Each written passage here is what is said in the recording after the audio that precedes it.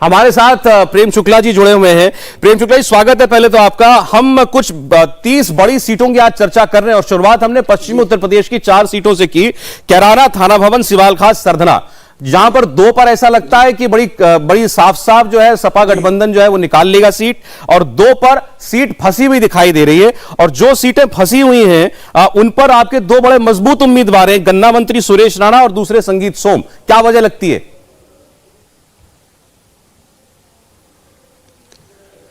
देखिए, आपका अपना जो सर्वेक्षण है मैं उसकी वैज्ञानिकता को प्रणाम करता हूं। वो आपका अपनी तकनीक है और हर किसी की तकनीक का जो है वो उसकी प्रशंसा की जानी चाहिए।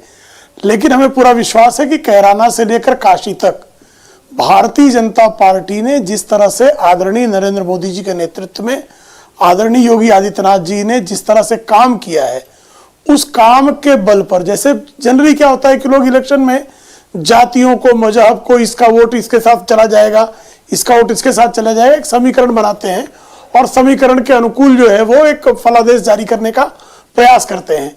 लेकिन कोई इस समीकरण को नहीं देखता है किस तरह से जो है लाभार्थी महिलाएं, ट्रिपल तलाक से पीड़ित महिलाएं, उनको आप मजहब विशेष के कोटे में डाल दें, लेकिन परिणाम ये होता है जब वो मतदान करने जाती हैं तो अपना ही देखते हैं कि उनकी सुरक्षा कहां है। नहीं, मैं प्रेम शुक्ला जी आपसे सहमत हूं। देखिए, तो मुझे लगता है कि जिन लोगों ने ज्यादातर सर्वे आपको आगे दिखा रहे हैं, परंपरागत जो समीकरण है वो धराशायी होंगे। और मेरी बात सुनिए प्रेम शुक्ला जी, मैं कह रहा हूं क्या कह रहे हैं, मैं कह रहा हूं ज्यादातर सर्वे आपको आगे दिखा रहे हैं, हमारा सर्वे भी आपको आगे दिखा रहा है, उसके साथ साथ आपकी सरकार बननी चाहिए। लेकिन उसमें नुकसान जो है कुछ सीटों का वो आपको होगा, यह भी अधिकांश सर्वे का मानना है। तो उसमें पश्चिमी उत्तर प्रदेश में जहां पर प्रचंड बहुमत मिलेगा, प्रचंड बहुमत मिलेगा। चले ठीक है, तो फिर इसको इस नजरिए से देखेंगे क्या, और हमको प्रचंड बहुमत मिलने की हमारी तो चुनाव हो गया ना, वोटिंग हो गया है। अब तो ऐसी बात कीजिए कि 10 तारीख को जिस तरह से हमारे पार्टी के लोगों ने परिश्रम किया है, उस कारण प्रचंड बहुमत मिलना निश्चित है। नहीं प्रेम शुक्ला जी, सौरभ जी से अब ऐसी बातचीत कीजिए कि 10 तारीख को फिर से जब आपकी बातचीत हो तो सौरभ जी आपकी बातों को फिर से याद ना दिलाएं कि उस दिन आपने क्या कहा। इंपॉर्टेंट बात बता देना चाहता हूं कि जिन 4 सीटों का आप जिक्र किए हैं, दरअसल आपकी ऑडियो बीच बीच में ब्रेक हो रही, देवेंद्र जी, इसलिए आपको ये जो 4 विधानसभा है इसमें एक कॉमन चीज है। एक था ये आप हटा दीजिए, कैराना तो यहाँ पर जाट मतदाता कम है, लेकिन थाना भवन, सिवालखा और सरधना में भी जाट कम है, पर थोड़ा गुजर ज्यादा है। पिछली बार को ये कह रहा था कि देवबंद जैसी सीट भारतीय जनता पार्टी जीतेगी, लेकिन देवबंद जैसी सीट पर भी 2017 के चुनाव में भारतीय जनता पार्टी का परचम लहराना देवबंद क्या संकेत देता रहा? देवबंद सीट में सर बीजेपी जीती, मैं भी आऊंगा सर उस पर। देवबंद सीट में बीजेपी जीती थी, लेकिन अगर 5/17 का देखें तो आप देखेंगे कि मुस्लिम मतदाता 2 भागों में बट गए थे। इस बार क्या हुआ इन सीटों में कि मुस्लिम मतदाताओं का एक तरफा वोट, मान लीजिए आपको 10% मिलता भी तो भी, और जाट का मात्र 50% प्लस मुस्लिम का 80%, इन 4 सीटों में बहुत ही अच्छा कंडीशन बना देता है। अच्छा चलिए ठीक, मुझे लगता है मैं अच्छा एक शॉर्ट आप जवाब दीजिएगा शशि। ये जो 4 सीटें मान लीजिए हमने उठाएंगे, जैसे आप सैंपल उठाते हैं तो हमने पश्चिम की मान लीजिए 70-80 सीटों में से सैंपलिंग 4 उठाई है, तो इसमें क्या ये साबित होता है कि जो गठबंधन हुआ वो पश्चिम में काम कर गया? डेफिनेटली काम करेगा। अगर देखेंगे तो जाट जो मतदाता हैं वो लोकदल के वोटर रहे हैं। अगर आप पिछले चुनाव में भी देखें तो उनको 30% 35% मतदाता जाट का मिलता था।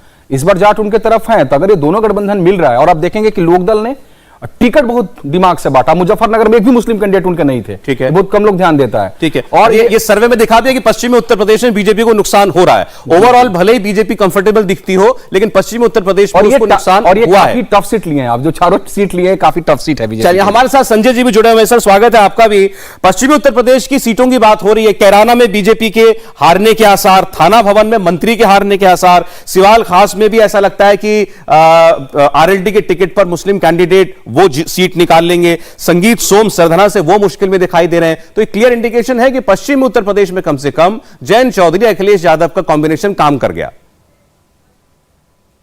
बिल्कुल काम तो जरूर किया है, लेकिन सवाल यह है किस हद तक काम किया। क्या वो इस हद तक काम किया कि जो जीत हार का फासला पहले बीजेपी के लिए इन सीटों पर बहुत बड़ा था। तकरीबन अगर आप फर्स्ट फेज की बात करें तो 59 में से 53 सीटों पर बीजेपी ने जीत हासिल की थी 2017 के चुनाव में।